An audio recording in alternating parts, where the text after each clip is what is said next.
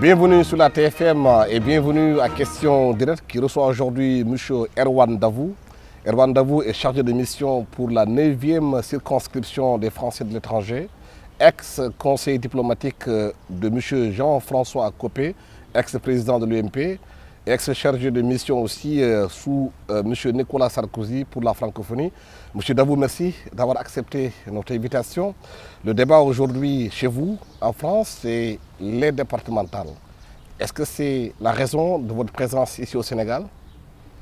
Pas tout à fait. C'est vrai que les départementales ont eu lieu il y a quelques jours, qu'elles ont constitué un beau succès pour l'UMP, que ça a validé une stratégie politique qui est celle de l'alliance entre l'UMP et tous les centres pour remporter les élections.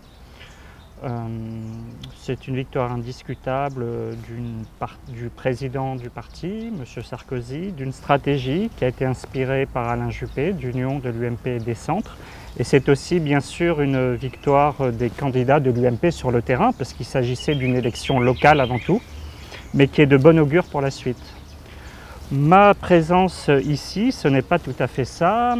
J'ai été nommé chargé de mission de l'UMP pour la 9e circonscription des Français de l'étranger, qui comprend l'Afrique de l'Ouest francophone et le Maghreb. Cette nomination est très récente, en fin de semaine dernière.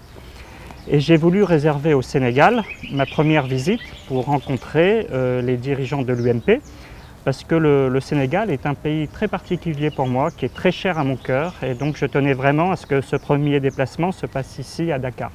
Oui, l'UMP est un parti entre guillemets libéral, comme on dit. L'APR c'est un parti libéral, oui. Le Parti démocratique sénégalais est un parti libéral. Oui. Où vous situez-vous? Écoutez, l'histoire entre l'UMP et l'APR a vraiment débuté au mois de décembre 2011, quand celui qui était alors secrétaire général de l'UMP, M. Copé, m'a demandé d'aller et d'assister au meeting d'investiture du candidat Macky Sall alors. C'était le 11 décembre 2011. Meeting au cours duquel j'ai pris la parole et au cours duquel j'ai évoqué les valeurs communes qui existent entre l'APR et l'UMP. Mais l'international libéral vous réunit, vous tous. Oui. Comment pouvez-vous être aussi bien avec l'APR que le Parti démocratique sénégalais qui partage avec vous l'international libéral? Écoutez, l'international libéral est une famille politique qui réunit tous les partis politiques d'obédience libérale, mais dans un cadre qui n'est pas bilatéral. Nous n'avons pas d'accord à ce stade entre l'UMP et l'APR. Nous sommes dans un cadre beaucoup plus global et ce n'est pas contradictoire d'avoir deux partis sénégalais libéraux. Mais est-ce que vous avez rencontré le Parti démocratique sénégalais qui est dans l'opposition aujourd'hui, qui est dans la même famille politique que vous, libéral? Non, je n'ai pas eu ce type de contact. Moi, ma mission s'adresse surtout aux Français qui résident à l'étranger et notamment au Sénégal. Quand je dis Français, bien sûr, ça comprend les binationaux qui sont majoritaires maintenant, plus que des relations de parti à parti, puisque je n'ai moi-même plus de fonction officielle à l'UMP. C'est une fonction politique. Je ne suis plus un membre du parti. Oui. Aujourd'hui, vous venez au Sénégal dans un contexte assez particulier. M. Jean-Christophe Rifan, qui était ex-ambassadeur de France au Sénégal, a fait une sortie dans le site lemondeafrique.com en disant que le Sénégal est vulnérable au djihadisme et qu'il dénonce quelque part l'immobilisme du régime du président Macky Sall. Je dois dire que je ne comprends pas très bien ces propos. En ce qui concerne la menace djihadiste, nous y sommes tous confrontés. Je dis tous, nous, les pays démocratiques. La France est confrontée à cette menace. Elle a connu des attentats sanglants au mois de janvier. La Tunisie, mon pays natal, a connu un attentat horrible au musée du Bardo il y a quelques jours. Le Sénégal est un pays démocratique qui se trouve dans une zone sahélienne turbulente, mais il est lui-même un modèle de démocratie et de stabilité. Nous, les démocrates, nous devons faire face à une menace. Il ne s'agit pas d'un combat entre les civilisations, comme certains veulent le faire croire, mais il s'agit d'un combat de la civilisation qui nous réunit tous démocrates contre des barbares. Et Dieu merci, jusqu'à présent, le Sénégal n'a pas été touché et je pense que les pays démocratiques doivent coopérer pour faire face à la menace, sans renier leurs principes démocratiques. Mais pas touchés, mais sous la menace. Oui, mais ça c'est la géographie qui le veut. Je pense que nous devons vraiment être unis face à cette menace, sans état d'âme et sans renier dans le même temps nos principes démocratiques. Quant à la phrase sur l'immobilisme, je ne la comprends pas, parce que je crois que le Sénégal est au contraire à la pointe dans certains domaines et prend des initiatives. Il y a eu au mois de novembre le grand sommet des chefs d'État et de gouvernement de la francophonie qui s'est déroulé ici même à Dakar. La diplomatie sénégalaise a pris l'initiative d'organiser au mois de décembre un forum informel sur la sécurité, qui était une très bonne initiative, bien entendu. Le président Macky Sall a lancé une grande ambition pour le pays, qui est ce plan Sénégal émergent à horizon 2035.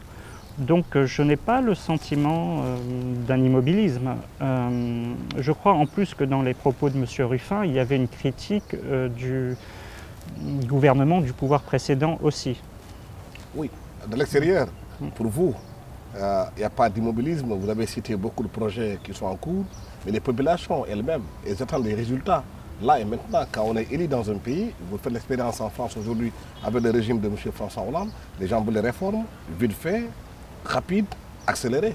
Oui, en démocratie, le peuple exprime ses attentes et parfois son mécontentement, c'est normal. Et c'est salutaire. Il y a des États, des régimes où le peuple ne peut pas manifester cette impatience. Pour autant, je pense que le Sénégal est engagé dans la bonne direction. Un certain nombre de fondamentaux économiques sont bons. Je veux parler de l'inflation qui est maîtrisée, du déficit budgétaire et de la dette publique qui sont tout à fait soutenables. Le Sénégal reste très attractif pour les investissements directs étrangers. Et le taux de croissance est satisfaisant, même s'il n'est pas au niveau affiché très récemment par le président Macky Sall, qui parle d'un niveau de taux de croissance de 7% dans ce cadre du plan Sénégal émergent, pour que la création de richesses puisse se diffuser dans la population.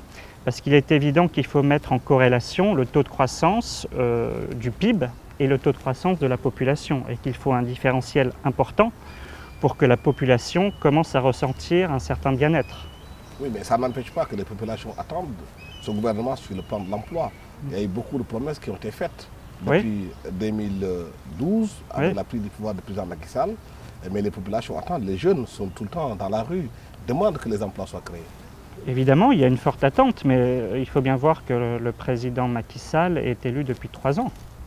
Vous savez, 3 ans, c'est beaucoup quand on attend quelque chose, mais en termes d'horizon politique, c'est peu. François Hollande est élu en France depuis... Mais 3 ans à 2 ans, il reste 2 ans pour ce mandat. Il faut bien un bilan face aux Sénégalais. Écoutez, je crois que le bilan, j'en ai parlé il y a quelques instants, il est positif. Que les populations attendent toujours plus. Et d'ailleurs, c'est un problème commun à la France et au Sénégal, que les populations attendent beaucoup de l'État. C'est quelque chose de légitime, mais je crois que le pays est embarqué dans la bonne direction. Et c'est ça le plus important. Mais les critiques sont faites par ceux qui sont spécialistes de l'économie au Sénégal, estiment qu'aujourd'hui, qu'il y a un retour en force des entreprises françaises ici au Sénégal, avec Necotrans, Eiffage, Orange, qui sont installés au Sénégal, alors qu'avec l'ancien régime qui était là, il y avait une diversification des partenaires. Que la France, quelque part, empêche les entreprises chinoises de s'installer au Sénégal. Je ne le crois pas. Je ne le crois pas. La France est en compétition avec la Chine dans beaucoup d'États africains. Mais il me semble que l'histoire commune que nous avons, la langue surtout, la langue française, qui est pas seulement un instrument de communication, mais aussi un instrument de diffusion des valeurs qui sont les nôtres, font que la France peut peut-être se faire mieux comprendre en Afrique que la Chine. Nous sommes effectivement en rivalité. Je crois qu'un certain nombre d'entreprises françaises contribuent beaucoup à la création de richesses au Sénégal, puisqu'on considère, ce sont les chiffres, que 25% du PIB sénégalais et des recettes aussi fiscales, douanières, viennent des entreprises françaises qui emploient 15% de la population active sénégalaise. Donc je pense que c'est plutôt du gagnant-gagnant. Oui, mais 55 ans après les indépendances, la France a été toujours présente au Sénégal et dans l'Afrique francophone. Beaucoup estiment que la coopération entre le Sénégal et la France, ce n'est pas de gagnant-gagnant, c'est plus pour la France que pour le Sénégal. Je ne crois pas. Je pense que les liens qui ont été tissés ne se déferont pas. Je vous parlais de la langue. L'avenir de la francophonie, il est en Afrique, tout le monde le sait. Je ne crois pas qu'au moment où l'Afrique connaît une dynamique positive, au moment où l'émergence devient une réalité, que ce soit le moment où il faille relâcher les liens entre la France et l'Afrique. Oui. Il faut bien faire le bilan de cette coopération. Ah, mais il faut que cette coopération évolue, bien entendu, qu'elle s'oriente plus, ce qui est d'ailleurs en train de se passer, vers du partenariat, et aussi du partenariat public-privé, en mettant le secteur privé au cœur de l'initiative. Il faut bien entendu rejeter tout ce qui a pu être à un moment donné de la coopération inégale. Ça, c'est bien sûr terminé. Mais la force du lien, elle doit demeurer sous une autre forme. Mais les privés sénégalais, justement, estiment que dans le cadre de cette coopération, que les privés français sont plus privilégiés que ceux du Sénégal. Que la coopération de partenariat dont on parle, il n'est pas égal. Je ne crois pas qu'il soit privilégié en termes économiques. Il peut y avoir une meilleure compréhension qui vient des liens qui existent entre les deux peuples. Il y a une importante communauté française au Sénégal, beaucoup de binationaux, une importante communauté sénégalaise en France. Et tout cela, bien sûr, ça tisse des liens entre nos deux pays. Ces binationaux ont vocation à être des passerelles, logiquement, entre la France et le Sénégal. Oui, des passerelles, mais ça n'empêche pas que les Sénégalais qui sont en France aujourd'hui soient inquiets par rapport à la montée du Front National, où le programme qui a été mis en place, c'est d'expulser les étrangers. Les Sénégalais ne comprennent pas aujourd'hui que la France soit venue avoir colonisé l'Afrique et le Sénégal. Et ceux-là sont partis aussi pour chercher quelque part ce qu'on a pris dans leur pays. Alors, il n'y a pas en France de programme pour expulser les étrangers. Il y a... Le Front National. Oui, le Front National n'est pas au pouvoir, Dieu merci. Il monte dans les sondages. Il monte dans les sondages. Il faut dénoncer le programme économique du Front National, qui est un programme inepte, qui prône par exemple le retour au franc, la sortie de l'euro, le rétablissement des frontières, le protectionnisme, c'est-à-dire un programme économique qui aurait pour effet d'appauvrir la France. Il faut aussi combattre le Front National sur le plan des valeurs. Vous savez, moi je suis gaulliste, et le gaullisme c'est avant tout une idée de la France, d'une France ouverte, généreuse, qui diffuse ses valeurs à travers le monde, et une idée de l'homme.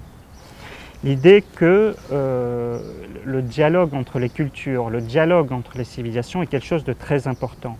Et que chacun en France, à partir du moment où il se trouve en situation régulière, a droit à vivre paisiblement en France au sein de la République française, à partir du moment où on respecte les lois de la République, quelle que soit son origine, quelle que soit sa religion. Il faut combattre ce virus qui est en train d'inséminer le Front National dans la société française. Mais ça n'empêche que le discours du Front National a écho auprès des populations françaises qui estiment que les immigrés qui sont là-bas sont venus leur prendre leur place. Alors, il a écho. C'est vrai que le Front National réalise des percées importantes aux élections, mais prenons l'exemple des départementales que vous évoquiez tout à l'heure. Le Front National a réalisé un score important au premier tour. Pourtant, au deuxième tour, il n'a pas du tout transformé l'essai. Pourquoi ? Parce qu'au moment décisif du vote, les Français sont conscients que voter pour le Front National, c'est une impasse. Avec un tour fort d'abstention. Oui, c'est vrai, mais ça c'est assez traditionnel dans ce type d'élection qui mobilise peu par rapport aux élections présidentielles ou aux municipales. Les Français, certains, votent pour le Front National parce qu'ils ne sont pas satisfaits du système tel qu'il existe. En revanche, au moment où il faut prendre ses responsabilités, au deuxième tour, on constate que le Front National n'a pas enregistré les gains qu'il pouvait espérer après le premier tour. C'est quand même que les Français sont bien conscients que le Front National n'offre pas une vraie alternative. Mais est-ce qu'aujourd'hui, si le Front National arrive à avoir une percée en France, ce n'est pas l'échec de la droite et de la gauche, de façon globale de la classe politique française, dans la réponse qu'il doit apporter aux problèmes des Français? Ça traduit bien évidemment une défiance des Français à l'égard de la classe politique, bien évidemment, et aussi l'incapacité des politiques économiques françaises à réduire durablement le chômage en France. Effectivement, le Front National exprime une certaine défiance face à l'absence de résultats en matière économique. Mais justement, compte tenu aujourd'hui que la France n'a plus la force qu'elle avait avant, devancée sur le plan européen par l'Allemagne, par d'autres pays, est-ce que la France aujourd'hui a les capacités de continuer à avoir une influence en Afrique? Écoutez, la France reste une puissance économique de premier plan. Certes, le décrochage par rapport à l'Allemagne ne cesse de s'accentuer. C'est un vrai souci. En revanche, la présence française en Afrique, elle ne répond pas seulement à des impératifs économiques. Comme je le disais, il y a l'histoire, il y a la langue, il y a des systèmes politiques qui ont des ressemblances, il y a ce mélange de populations, il y a la question de la sécurité que l'on doit traiter en commun. La relation entre la France et l'Afrique, et particulièrement la relation entre la France et le Sénégal, elle ne se résume pas à l'économie. Elle doit être forte, elle doit être intense, et d'ailleurs, quels que soient les régimes, la couleur des régimes politiques en place de part et d'autre. Mais cela n'empêche pas qu'avec Nicolas Sarkozy, ancien président de la République, François Hollande, il était promis de remettre en cause ce qu'on appelle la France-Afrique. Oui. Mais il survit encore, la France-Afrique. Écoutez, je ne vais pas me faire le défenseur de la politique de François Hollande, puisque j'appartiens à un parti mais les régimes adversaire. Les régimes passent, Bien mais sûr. la France est Non, blesse. mais ce que je voudrais dire, c'est qu'à un moment donné, la France a dû prendre ses responsabilités au Mali. François Hollande a décidé cette intervention.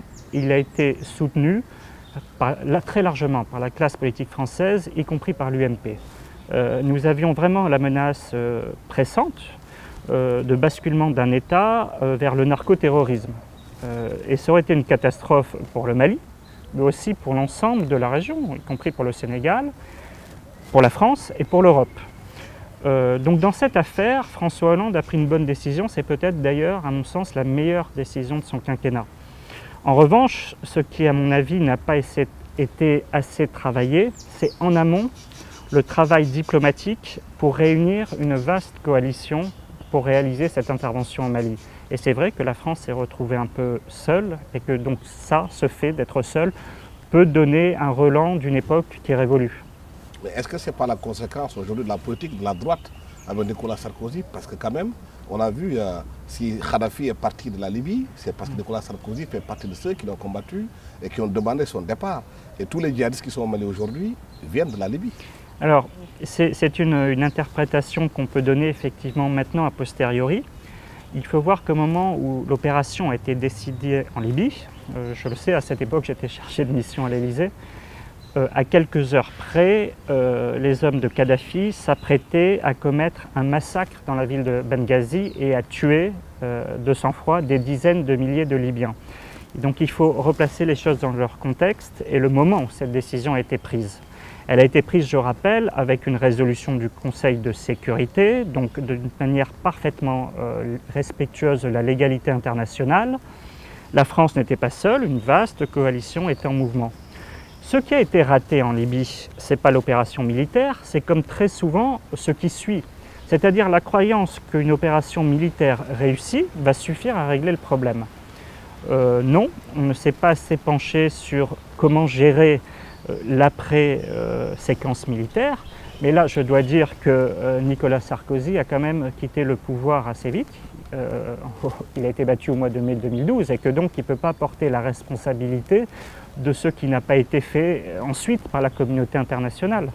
Oui, mais les conséquences aujourd'hui, c'est qu'on voit la Libye, les djihadistes au Mali, la peur qu'ont la plupart des régimes africains, c'est qu'une jonction entre ces rebelles qui sont en Mali et le Boko Haram qui continue aujourd'hui à sévir un peu partout, et que le Tchad, par la faute des choses, est revenu dans le giron politique de l'Afrique de l'Ouest.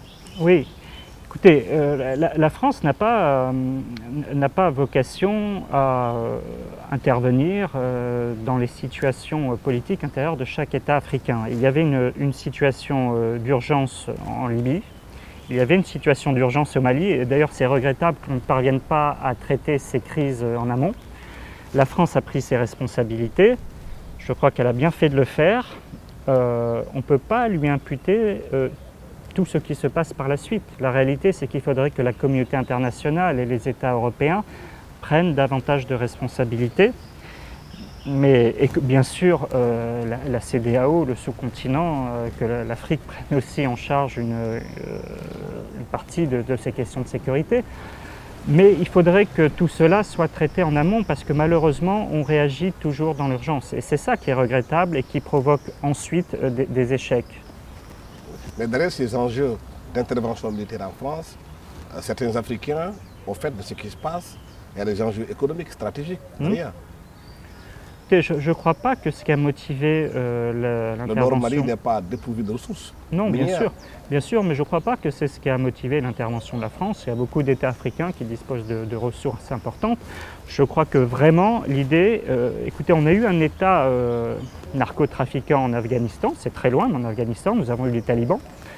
Est-ce qu'on souhaitait vraiment qu'un État de la même nature s'installe au Mali, au cœur de l'Afrique de l'Ouest, dispose des ressources que procure un État, d'un appareil administratif?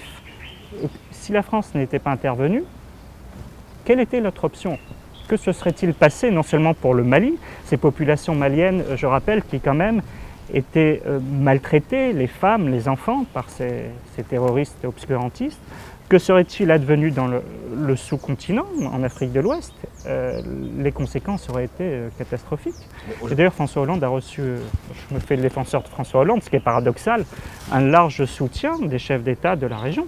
Mais aujourd'hui que la situation est là, et que tout le monde redoute ce qu'on appelle une sorte d'international djihadiste, quelles sont les solutions qu'il faut apporter pour éviter que toute la sous-région soit gangrenée? Parce que si on ne freine pas les djihadistes au Mali, en Tunisie, un peu ailleurs, ils peuvent frapper que la France, comme ça s'est passé la fois dernière. Mais ce qui a motivé l'intervention, c'était cette idée-là. Nous sommes tous confrontés à cette menace, à la fois en Afrique, au Proche-Orient, les pays européens, les pays du Maghreb. Donc, comme je le disais, ce qu'il faut, bien entendu, c'est unir nos forces, c'est dialoguer, c'est échanger des renseignements, c'est être très fort pour combattre les terroristes, mais on ne peut pas nous reprocher d'intervenir quand la menace est trop imminente. Bien sûr qu'il vaut mieux traiter ces problèmes à froid et avoir une stratégie, comment dire, en amont. Mais parfois l'urgence est là. Mais est-ce que vous partagez l'idée que certains retiennent en disant que si aujourd'hui en Afrique il y a de plus en plus des mouvements très forts, c'est l'échec de la gestion des dirigeants africains des ressources minières de leur pays qui font que ce n'est pas bien partagé, qui fait que des groupes naissent pour quelque part partir de cette idée de rejeter le leadership qui est... Moi, vous comprenez bien que je ne vais pas m'ingérer dans les affaires intérieures des pays africains, qui sont des pays souverains, indépendants, dans lesquels maintenant, dans la plupart de ces pays, il existe des élections démocratiques, mais l'Afrique est bien sûr très... confrontée à cette menace, mais elle n'est pas seule. L'Europe est confrontée, le Maghreb est confronté, le Proche-Orient est confronté. C'est une gangrène qui se répand un peu partout et à laquelle nous ne pouvons faire face que si nous tous, Européens, Français, Africains, Arabes, nous nous unissons pour faire face à cette menace pressante et qui est une menace de moyen long terme, parce qu'il ne faut pas croire que le combat va se gagner en quelques mois ou même en quelques années. On a peut-être trop baissé la garde à un moment donné. Il est temps de prendre conscience qu'il y a une menace très forte et de la combattre avec nos instruments à nous, qui sommes des pays démocrates. On avait commencé par la politique de la France, revenons-en. Nicolas Sarkozy a été élu président de l'UMP. Beaucoup d'observateurs sénégalais qui suivent l'actualité en France voient qu'il a quelques déboires judiciaires. Est-ce qu'il est possible qu'il puisse s'en sortir? Moi, je ne vais pas. En plus, je suis dans un pays ami, mais un pays étranger où on ne commente pas la vie politique française. Je crois que rien jusqu'à présent pour empêcher Nicolas Sarkozy, s'il le souhaite, d'être candidat aux primaires, puisque vous savez que l'UMP va organiser une primaire ouverte pour désigner son candidat à l'élection présidentielle. Un document a été rédigé, qui a fait consensus et qui va être présenté aujourd'hui même, en ce moment d'ailleurs, au bureau politique de l'UMP pour validation ou pour inflexion. Mais l'UMP a décidé d'organiser à la fin du mois de novembre 2016 une grande primaire à laquelle pourront participer tous les Français qui souhaitent l'alternance pour désigner son meilleur candidat à l'élection présidentielle. Et l'autre candidat, c'est Alain Juppé. Oui, Alain Juppé est un candidat déclaré et sérieux, bien sûr. Vous êtes proche de lui, Alain Juppé? Moi, vous savez, il faut toujours revenir en politique au moment où on s'est formé, constitué, c'est-à-dire aux années en général où on est étudiant. Moi, pour mon cas, c'est même adolescent. En 1988, c'est déjà très loin, Jacques Chirac a connu une défaite à l'élection présidentielle contre François Mitterrand. J'avais 16 ans, j'ai trouvé cette défaite injuste et je me suis engagé à ce moment-là parce que j'aimais Jacques Chirac et je voulais qu'il soit un jour président de la République. Et donc, je me suis constitué sur cette matrice politique-là, de Jacques Chirac, qui demeure pour moi la référence, et qui a incarné une ligne politique qui est, oui, celle d'Alain Juppé aujourd'hui, qui est le fils aîné de Jacques Chirac. Oui, qui a comme poulain Alain Juppé, Jacques Chirac. Oui. Et vous pensez qu'Alain Juppé pourrait aujourd'hui un jour gagner la candidature à la candidature? Bien sûr qu'il le pourrait, puisque chacun reconnaît ses qualités d'homme d'État, qu'il a une ligne politique qui est intéressante, qui prône l'identité heureuse, qui évite d'attiser les tensions entre les Français. Mais Nicolas Sarkozy a été président de la République, donc par définition, il a la stature, bien entendu, pour la fonction, et il a été un bon président, très bon président de la République. Donc l'UMP a la chance d'avoir deux grandes personnalités qui incarnent des sensibilités différentes, même si nous sommes dans la même famille et même si ce qui nous réunit est beaucoup plus important que ce qui nous divise. Et je crois que c'est une richesse pour l'UMP, cette diversité, à condition bien entendu que le combat se déroule à la loyale, que les règles soient respectées, que la primaire soit vraiment ouverte et que le débat se fasse sur les idées et non pas sur les critiques de personnes. Voilà. Erwan Davout, je vous remercie. Je rappelle que vous êtes chargé de mission pour la 9e circonscription des Français de l'étranger. Vous êtes ex-conseiller diplomatique de M. Jean-François Copé, ex-président de l'UMP, et ex-aussi chargé de mission sous le président Nicolas Sarkozy pour la francophonie. Merci à toute l'équipe technique qui m'a accompagné pour la réalisation de cette émission. Merci. Au revoir. Merci à vous.